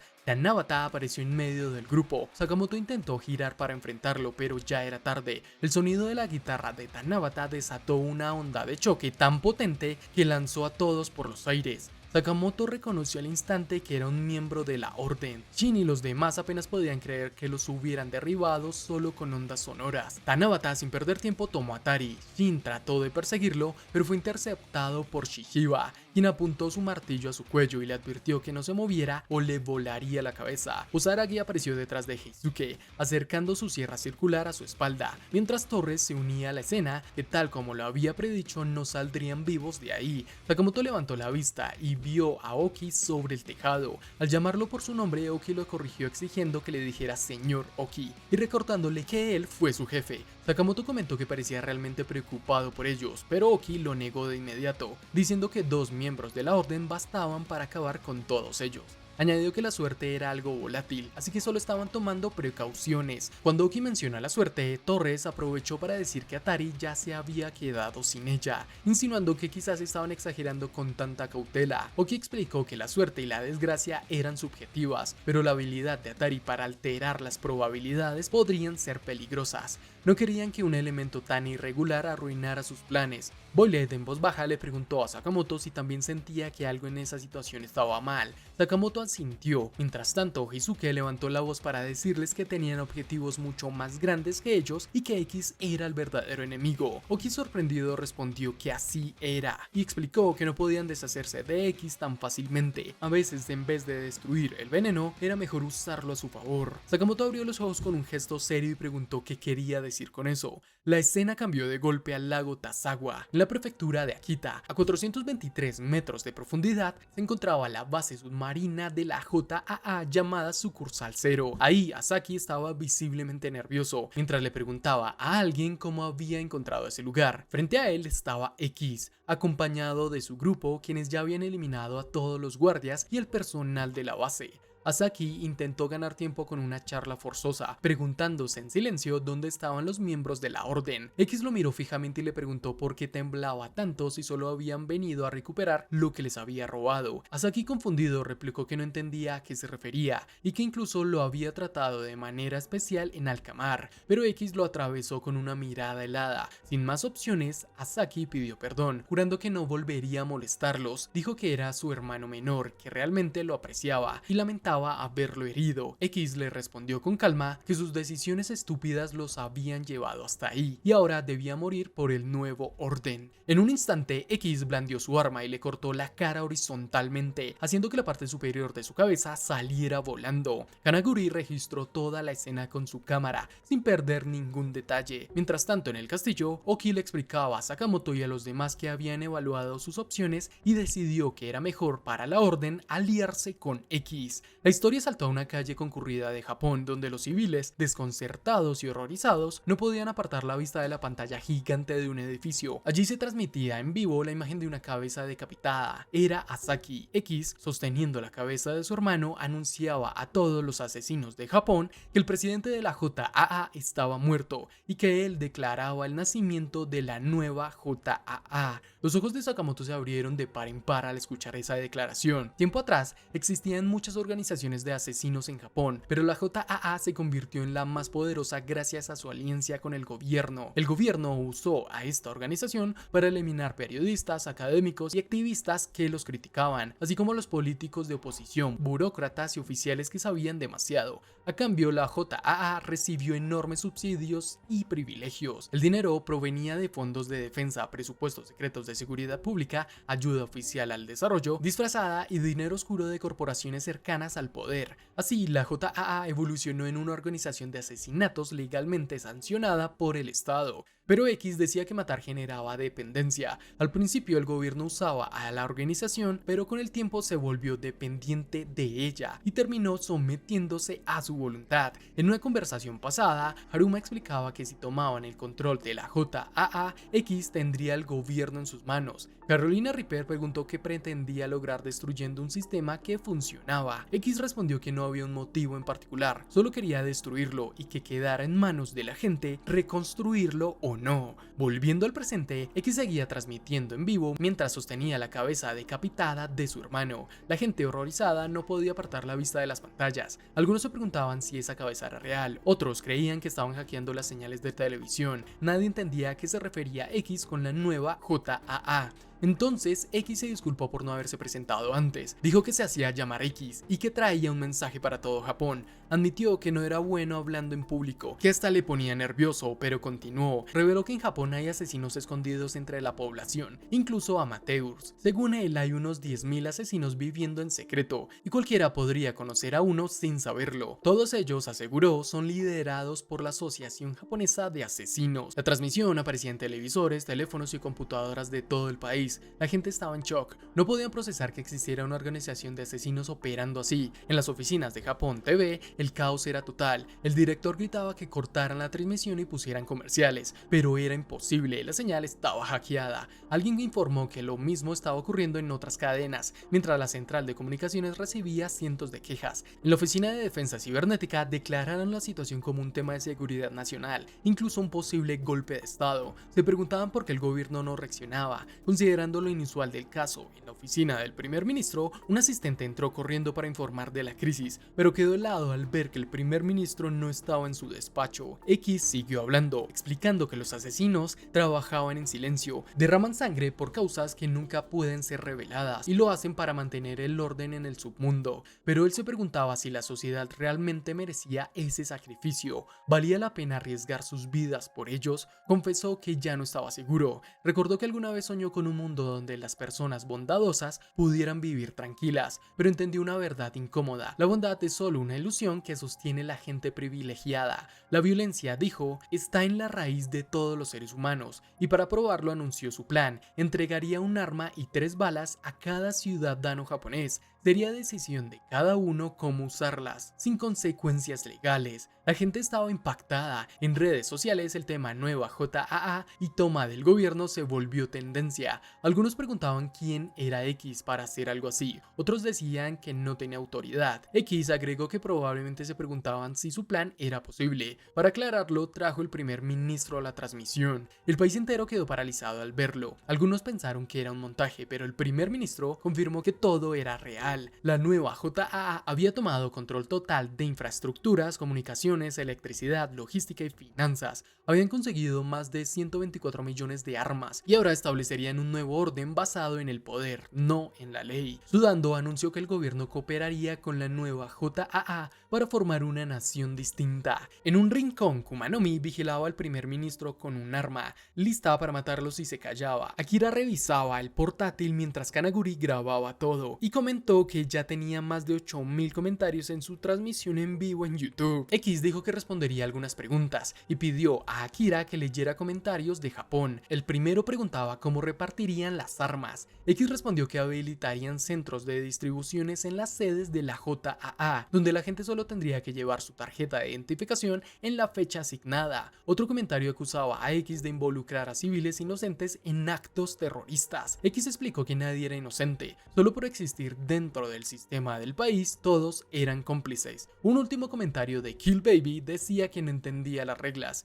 X respondió con frialdad que los intelectualmente inferiores no necesitaban entenderlas. Luego anunció que pronto las ideas preconcebidas del país se derrumbarían. Japón se convertiría en una sociedad electiva donde la decisión de vivir, morir o matar recaería en cada ciudadano. Incluso quienes nunca habían conocido la violencia la sentirían llegar despiadada. Aoi y Lu desde la tienda de Sakamoto veían la transmisión con preocupación. X terminó dando la bienvenida al caos absoluto y a la libertad total. Sin embargo, añadió que si lograban que prevaleciera una sociedad basada en la bondad, entonces el mundo que Rion soñaba se haría realidad. En el castillo Kutabi, Oki también veía la transmisión. Comentó que a partir de ese momento la nueva JAA lideraría el gobierno. Shin y Sakamoto estaban en shock, entendiendo al fin el verdadero objetivo de X. La orden se había aliado con él y Sakamoto no podía entender por qué. Oki explicó que habían muchas razones, pero la principal es que la era de los asesinos estaba llegando a su fin. Con los avances tecnológicos y la vigilancia masiva, las ejecuciones secretas se habían vuelto casi imposibles. El costo de los asesinatos subían cada año, mientras la demanda caía. Los clientes ahora preferían usar alternativas legales como la guerra de información, la cultura de la cancelación y las falsas noticias para eliminar a sus enemigos. En un país donde la violencia ya no era la solución óptima, X era la clave para destruir la ilusión de ley, orden y traer de vuelta la era del asesinato. Sakamoto comprendió entonces que buscaban aliarse con X para mantener vivo el negocio de la muerte. Oki, con una sonrisa siniestra, confesó que amaba los asesinatos. Shin y Heisuke a un lado lo miraron con asco, pensando que Oki estaba enfermo de la cabeza. Oki, sin inmutarse, declaró que sí, que le encantaba matar. Parecía completamente desquiciado. Con una calma inquietante, declaró que le fascinaban las guerras de poder, las purgas y los asesinatos. Para él, el poder siempre se imponía a la fuerza. Las leyes y reglas solo eran adornos inútiles.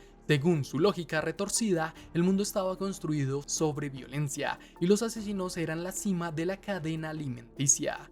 Sakamoto no se dejó intimidar y respondió que Oki solo veía el mundo de esa forma porque era lo único que conocía. Eso provocó que Oki soltara una carcajada, diciéndole que ahora hablaba como un civil cualquiera. Aún así agregó que al final el vencedor siempre tenía la última palabra, consultó su reloj y anunció que era hora de trabajar. Les dio 3 minutos exactos y advirtió que no habría pago por horas extra. Tanabata, Shishiba, Osaragi y Torres se prepararon para atacar. Shin, sin perder un segundo, gritó a todos que saltaran. Osaragi fue la primera en lanzarse con su sierra circular, pero por suerte el grupo logró esquivar el ataque en un salto coordinado. Al aterrizar, Shin se sintió confiado al enfrentarla, recordando cómo había analizado sus movimientos en el Museo de Arte. Creía que si no la dejaba balancear su arma, tendría una oportunidad. Se lanzó sobre ella y logró ponerla en una llave de cabeza. Sin embargo, Osaragi agarró un mechón de su cabello con fuerza monstruosa y lo lanzó contra la pared con tal potencia que la rompió. Izuke se alarmó al ver a su compañero herido. Mientras tanto, Shishiba lo atacó con su martillo,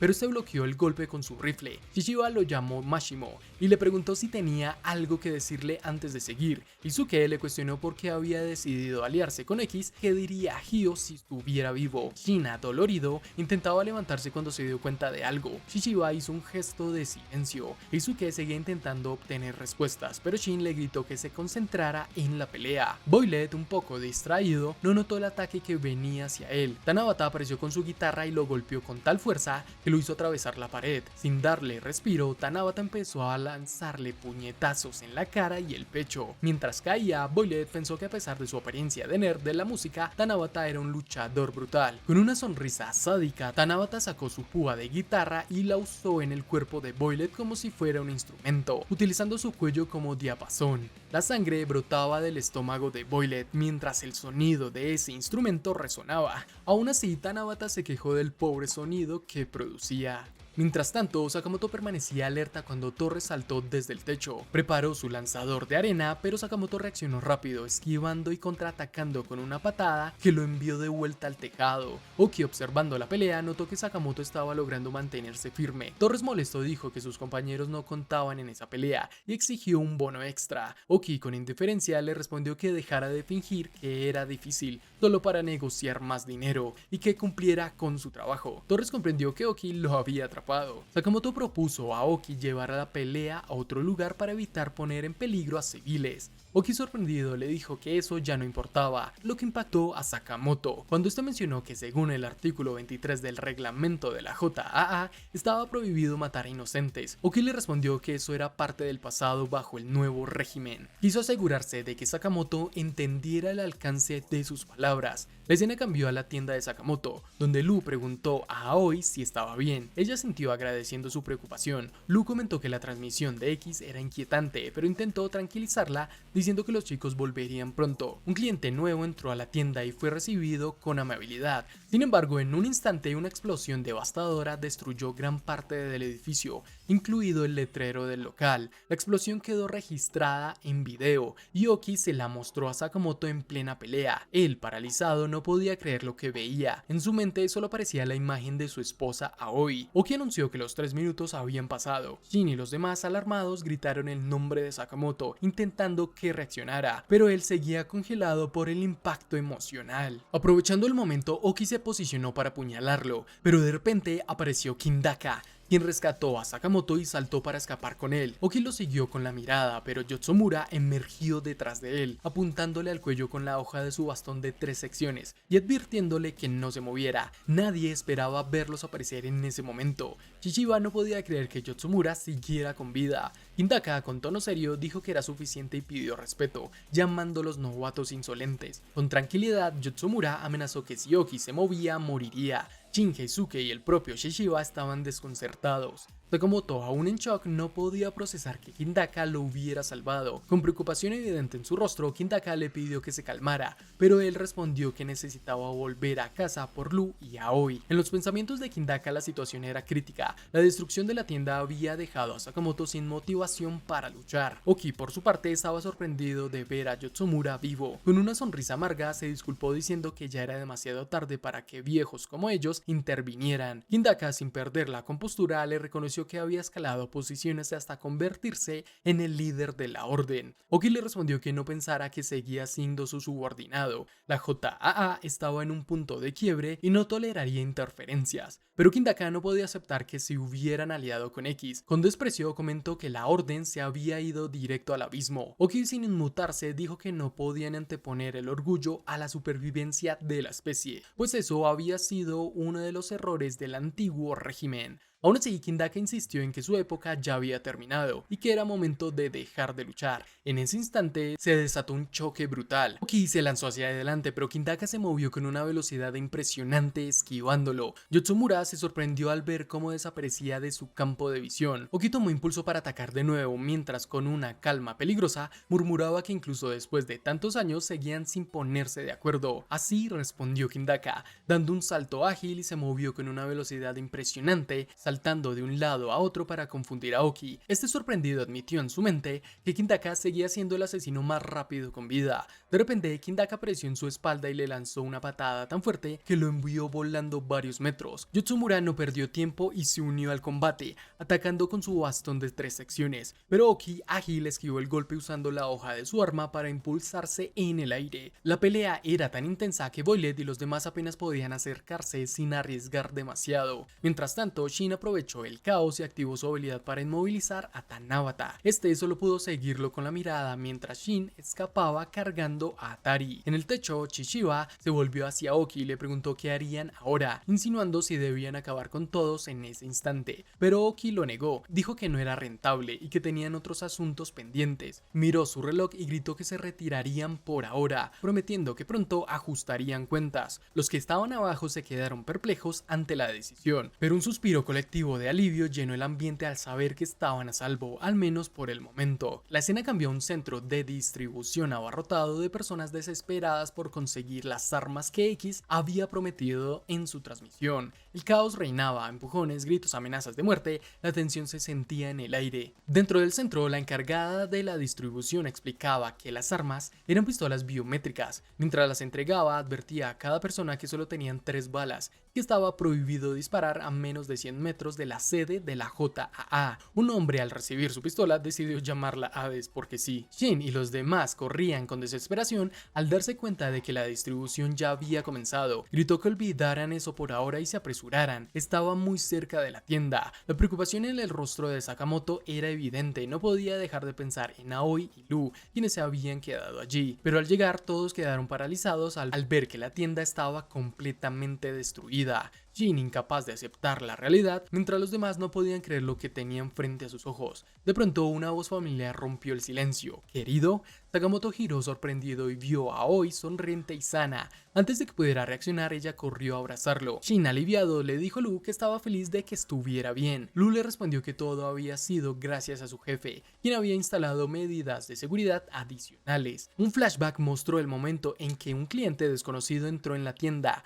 Al recibirlo, las cámaras de seguridad detectaron una amenaza, activando un mecanismo secreto en el suelo que hizo que tanto como Lu como Aoi cayeran a una sala segura oculta. Ninguna de los dos esperaba algo así. De vuelta al presente, Aoi explicó que la zona bajo la tienda estaba conectada a una sala de pánico totalmente equipada y cómoda.